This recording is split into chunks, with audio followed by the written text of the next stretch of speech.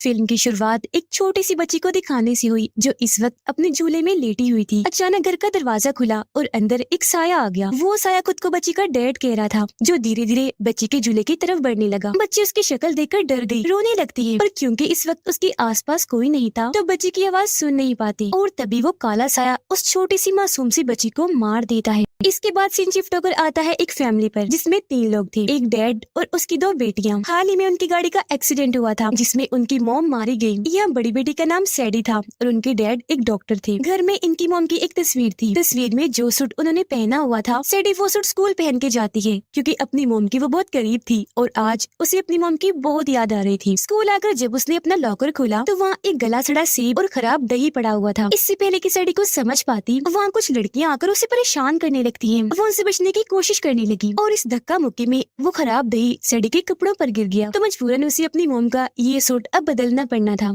सैडी के डैड जब मरीजों को चेक कर रही थी तो उनके पास एक नया मरीज आया जो बेहद घबराया हुआ था। अब क्योंकि उसने सैडी के डैड से चेकअप के लिए पहले से नहीं पूछा था तो वो उसे कल आने को कहते हैं। जिस पर वो आदमी कहता है कि डॉक्टर साहब जरा ख्याल कीजिए, मेरा मामला बहुत संगीन है, आपको इस पर गौर करना चाहिए। मेरे 3 बच्चे थे पर 1 साल के दौरान में ही तीनों की मौत हो गई। अब उनके अचानक मरने की वजह से सबको लगता है कि मैंने ही उन्हें मारा, पर ऐसा नहीं है। भला मैं अपने बच्चों को ही क्यों मारता? ये काम एक मॉन्स्टर का है जिसका नाम बुगीमैन है, जो एक काला साया है, आत्मा है और वो हमारे घर पर है। जो कहकर वो सैडी के डैड को मॉन्स्टर की पेंटिंग दिखाता है और बताने लगा कि ये पेंटिंग मेरी बड़ी बेटी ने बनाई थी। और कहा जाता है कि वो मॉन्स्टर सिर्फ उन्हीं बच्चों को अपना शिकार बनाकर मारता है जिनके माँ बाप अपने बच्चे पर ध्यान नहीं देते, उनके साथ टाइम नहीं गुजारते। अब उसकी बातों से हमें पता चला कि शुरुआत वाली जो छोटी बच्ची थी जो झूले में लेटी थी वो इसी मरीज की बेटी थी जिसे उस काले साये, उस मॉन्स्टर बुगीमैन ने मार दिया। अब क्योंकि ये सारी बातें डॉक्टर इन्हीं सैडी के डैड के लिए अजीबोगरीब थी तो वो उसकी बातों का यकीन नहीं करती और कोई बहाना बनाकर दूसरे कमरे में आकर पुलिस के नंबर पर कॉल कर देती है ताकि पुलिस आकर उसे गिरफ्तार कर ले। उन्हें लग रहा था जैसे उसका ज़हनी तवाज़ुन खराब है। अब तक सैडी भी स्कूल से घर वापस आ चुकी थी। वो अपनी मोम का सूट जिस पर दही गिर गया था उसे वॉशिंग मशीन में डाल देती है धुलने के लिए, लेकिन फौरन उसने अपना सर ऊपर उठाकर देखा क्योंकि उसे घर में किसी के होने का एहसास हो रहा था। अजीब सी आवाजें सुनाई दे रही थी। आवाजों का पीछा करते करते वो एक अलमारी के पास आ गई। थोड़ी सी घबराई भी हुई थी क्योंकि हर तरफ अंधेरा छाया हुआ था, कुछ दिख नहीं रहा था। उसे लगा कि अलमारी में कोई है, इसीलिए उसने अलमारी का दरवाजा खोल दिया, लेकिन अंदर से लाल रंग निकला। वो सोचती है कि जरूर ये खून है, लेकिन वो खून नहीं, लाल रंग ही था जिसका डब्बा वहाँ गिर गया था। इस बात को समझते ही उसने जैसे अलमारी का दरवाजा बंद किया तो उसके होश उड़ गए। जोर से वो चीख मार देती है क्योंकि किसी ने उस मरीज को मार दिया था जिसकी लाश वहाँ पर लटकी हुई थी। आवाज सुनकर उसके डैड भी आ गए जो इस पूरे मामले को संभालते हैं। खैर इस हादसे को कुछ दिन गुजर गए। एक दिन सैडी अपने डैड को कहने लगी कि क्योंकि आप डॉक्टर हैं तो मुझे आपसे अपनी मोम के बारे में बात करनी है। इस पर उसके डैड ने मना कर दिया, ये कहते हुए कि नहीं, मैं तुम्हारे मोम के बारे में कोई बात नहीं करना चाहता। अगर तुम्हें कोई बात करनी ही है तो अपनी फीमेल डॉक्टर से करो। दरअसल वो इनकी फैमिली डॉक्टर थी जो सैडी और उसकी बहन का इलाज कर रही थी क्योंकि अक्सर उनके साथ अजीबोगरीब होता रहता था। अब यहाँ सैडी के डैड हालांकि खुद एक डॉक्टर थे पर इलाज किसी और डॉक्टर से करवा रही थी, जिससे साफ जाहिर था कि उन्होंने भी अपनी बेटियों से दूरियां बना ली हैं। वो भी इन पर ध्यान नहीं देते।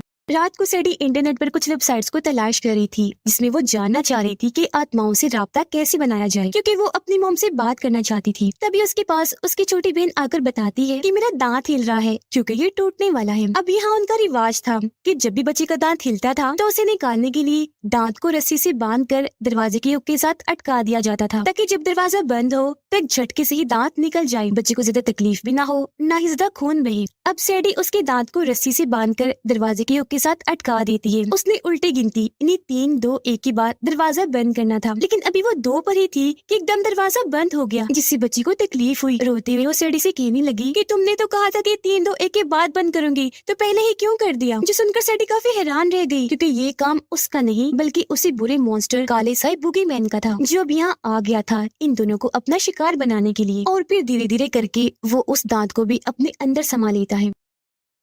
अगले दिन जब ये दोनों बहनें अपने डॉक्टर के पास गईं, डॉक्टर इनसे कहती है कि आज तुम्हारा एक टेस्ट है, तुम्हें अपने डर पर काबू पाकर इस टेस्ट को पास करना है। इतना कहकर वो पूरे घर में अंधेरा करवा देती है। बीच में एक लाल रोशनी रख देती है जो धीरे धीरे करके जलना शुरू हो रही थी। लेकिन इसी वक्त घर में सैडी की छोटी बहन बुगीमैन को देख पा रही थी। वो धीरे धीरे उसके करीब आ रहा था, उसे बहुत डर लग रहा था। फिर एक वक्त ऐसा आया जब बुगीमैन उसके बहुत करीब आकर बस उसे मारने ही वाला था कि तभी वो जोर से चीख मार देती है और उसके ऐसा करने से डॉक्टर पूरे घर की लाइट्स ऑन करवा देती है, पर तब तक बुगीमैन वहाँ से जा चुका था। अब सैडी अपने घर में होने वाली उस मरीज की मौत पर काफी रिसर्च कर रही थी, जिस बीच उसे वो फोन भी मिल जाता है जो उसके डैड के पास तब था जब वो उस मरीज से बातें कर रही थी, साथ ही मरीज के घर का पता भी। उसके डैड की आदत थी कि जब भी वो किसी मरीज के साथ बातें करती थी तो उसे रिकॉर्ड कर लिया करती थी, और अब जब सैडी वो रिकॉर्डिंग सुनती है तो उसे भी लगने लगता है कि हाँ, सच में कोई साया, कोई ऐसी आत्मा है जिसने उस आदमी के बच्चों को मारा होगा, और अब वो यहाँ हमारे घर भी मौजूद है। यहाँ सैडी को वो डायरी भी मिल जाती है जिस पर उस मरीज की बेटी ने उस मॉन्स्टर बुगीमैन की तस्वीर बनाई थी, और यहाँ सैडी पहली बार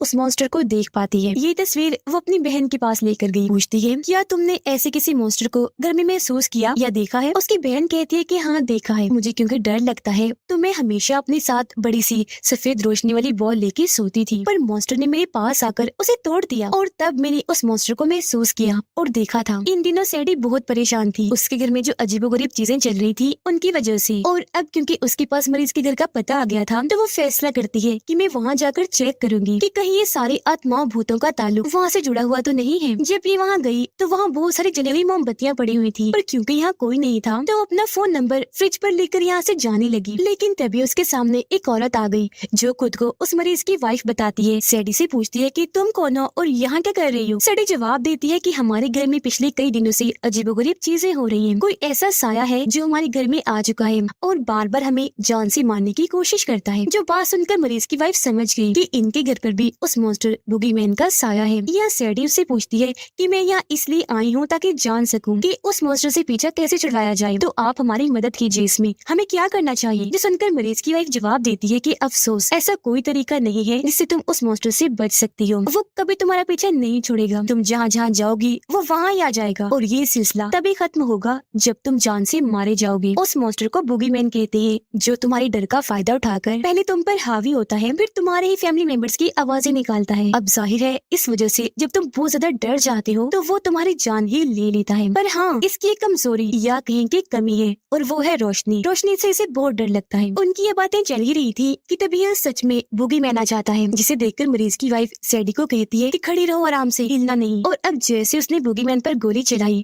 मौका पाकर सैडी यहाँ से भाग जाती है। वो घर आ गई। काफी दिन गुजर जाने के बाद मॉन्स्टर इन्हें परेशान करना नहीं छोड़ता। कभी वो सैडी को परेशान करता है तो कभी उसकी बहन को। अब उसके डैड आकर कहते हैं, सैडी तुम्हारी मॉम का सामान बेचने का वक्त आ गया है, जिस पर वो ऐसा करने से मना कर देती है और अपनी मॉम का सारा सामान बेसमेंट में रखने के लिए आ गई, जहाँ उसे अपनी मॉम का लाइटर, सिगरेट और कुछ नशा मिलता है। काफी टाइम से क्योंकि सैडी परेशान थी तो उसका मूड ठीक करने के लिए उसकी दोस्तें कहती है कि सैडी क्यों ना आज रात हम पार्टी करें जिसमें हम खूब इंजॉय और मजे करेंगे, जिसके लिए वो मान गई। जैसे ही रात हुई उसकी सारी दोस्ती तैयार होकर पार्टी में आ जाती है। अब काफी देर तक तो इन्होंने खूब मजे किए, पर कुछ देर के बाद जब ये बोर होने लगे तो सैडी की एक दोस्त कहने लगी कि क्या तुम्हारे पास पीने का कोई ड्रिंक, शराब वगैरह है? इस पर सैडी कहती है, पीने के लिए शराब तो नहीं, लेकिन पीने वाला नशा है जिसे अब ये सब मिलकर पीने लगते हैं। अब जब सैडी की बारी आई, उसने ये नशा लिया तो वहाँ बैठे बुगीमैन को परेशानी होने लगी। नशा लेने की वजह से सैडी की हालत खराब हो गई, इसीलिए जब वो उल्टी करने गई तो उसके मुंह से वो रस्सी से लिपटा हुआ दांत निकलता है जो उसकी बहन के मुंह से टूटा था। ये बात उसने अपने दोस्तों से छुपाई। उसकी दोस्तें कहने लगी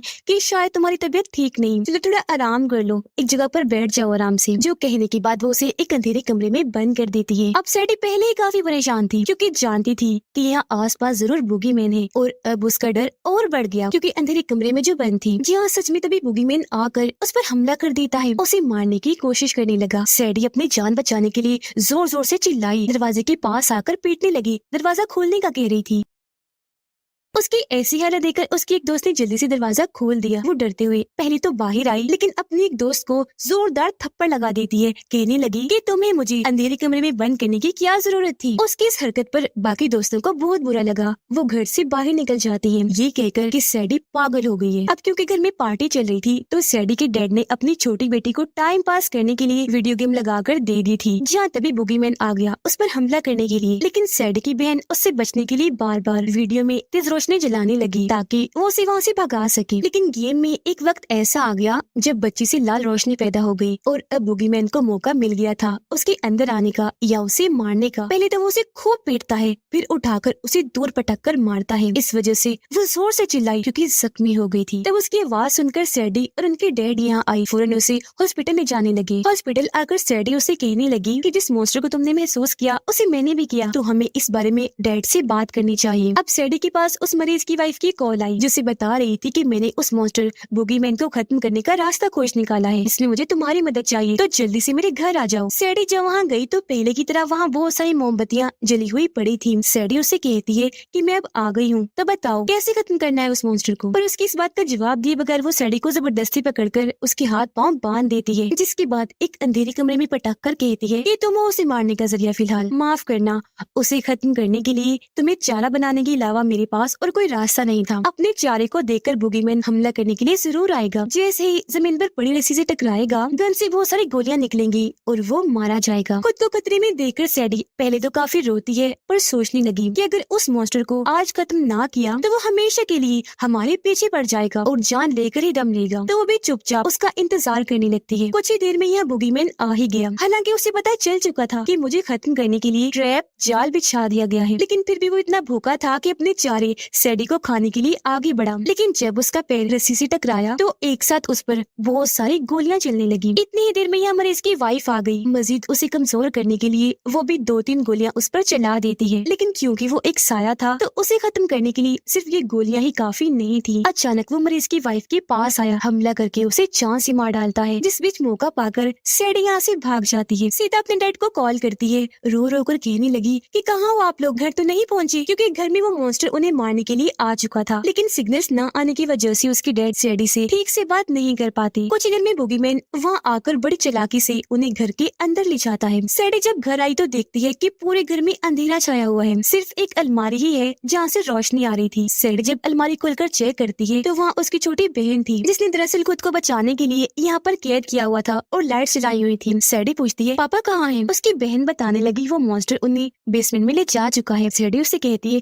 अच्छा ठीक है, तुम इंतजार करो, मैं पापा को देखने चाहती हूँ। और जब वो नीचे आई तो देखती है कि बुगीमैन ने इस पूरी ही जगह पर अपना कब्जा कर लिया है। सारी दीवारें काली हो गई हैं, साथ ही उनके डैड को भी अपने कब्जे में कर रखा है, वो बेहोश है। सैडी सोचती है कि शुक्र है एक बात अच्छी है कि वो मॉन्स्टर मरीज की वाइफ के घर से क्योंकि बहुत सारी गोलियां खाकर आया है, तो अब उसे मारना आसान होगा। हम अगर उसे मारकर और जख्मी कर दे तो सवाल ही पैदा नहीं होता कि वो मरने से बच जाए, उससे खत्म होते ही हम बच जाएंगे। ये सोचकर वो डंडा उठाती है, उसे मारने के लिए चली जाती है, लेकिन वो इतना ताकतवर था कि बड़ी आसानी से डंडे को पकड़ के तोड़ देता है। इसी बीच डंडे का एक छोटा सा टुकड़ा वहाँ बच गया जो नोकदार था और चाकू के तौर पर काम आ सकता था, लेकिन फिलहाल वो सैडी की पहुंच से बहुत दूर था। वो सोचती है कि मैं जल्दी से इसे उठाकर बुगीमैन के अंदर घुसा देती हूँ, लेकिन वो तब तक उसके जिस्म से जान निकालना शुरू हो गया था। पर इसी बीच उसके डैड जाग गए जो बुगीमैन को जोरदार धक्का देकर दूर हटा देते हैं। तभी यहाँ सैडी की बहन आई जिसके हाथ में एक स्प्रे था। बुगीमैन उसे देख चुका था और इसे अपना आसान शिकार समझकर हमला करने के लिए आगे बढ़ा, लेकिन सैडी की बहन को तब तक अपनी मोम का लाइटर मिल गया था। लाइटर जलाकर स्प्रे के जरिए उसने जैसे ही चिंगारी जलाई, वहाँ काफी बड़ी आग की स्प्रे बुगीमैन पर लगने लगती है। अब एक तो वो वैसे ही आग से डरता था, ऊपर से रोशनी भी बन गई थी, तो वो हारता हुआ नजर आ रहा था। पर एक वक्त ऐसा आया जब स्प्रे खत्म हो गया, वहाँ अंधेरा छा गया, तो अब बुगीमैन इन्हें मारने वाला था। लेकिन यहाँ सैडी की बहन को पेट्रोल मिल जाता है, जिसे वो सारा का सारा बुगीमैन पर डाल देती है। खुशकिस्मती से लाइटर चल पड़ा, जिसे ऑन करके ये बुगीमैन पर छोड़ देते हैं। पेट्रोल ने जैसे आग पकड़ी, पूरे ही बुगीमैन को आग लग जाती है और वो जलकर भस्म हो जाता है। यहाँ आखिरकार इस आत्मा शैतान मॉन्स्टर बुगीमैन का खात्मा हुआ, जिससे इन तीनों की जान बच गई, जिसके बाद सब कुछ नॉर्मल वापस पहले जैसा हो गया। सारे हालात की वजह से सैडी के डैड को भी समझ लग गई थी कि मुझे हर हाल में अपने बच्चों के साथ रहना चाहिए, उनका ध्यान रखना, उनके साथ वक्त गुजारना चाहिए। आज यहाँ आखिरकार वो अपनी दूरियां उनसे खत्म कर ही लेता है। लेकिन अगले दिन जब डॉक्टर के पास ये दोनों बहनें पहुंची तो सैडी को फिर से महसूस हुआ जैसे बुगीमैन अभी भी यहाँ मौजूद है। अब क्या ऐसा सच में हो सकता है कि मरने के बाद भी वो ना मरा हो, या सिर्फ ये सैडी का वहम था क्योंकि उनके दिमाग का इलाज चल रहा था? तो हो सकता है ऐसा कुछ हो ही ना। इसी सस्पेंस और सवाल के साथ ही ये मूवी इधर ही खत्म हो जाती है।